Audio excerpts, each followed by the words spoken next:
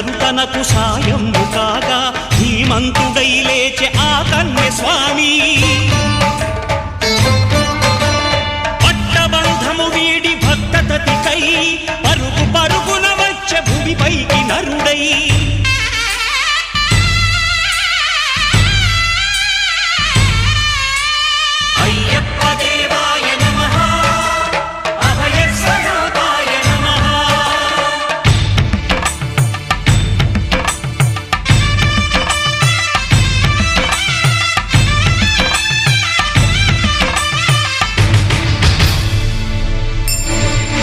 ఘోరకీకారణ్య సంసార యాత్రికుల శరణు ఘోషలు విని రోజు శబరీషా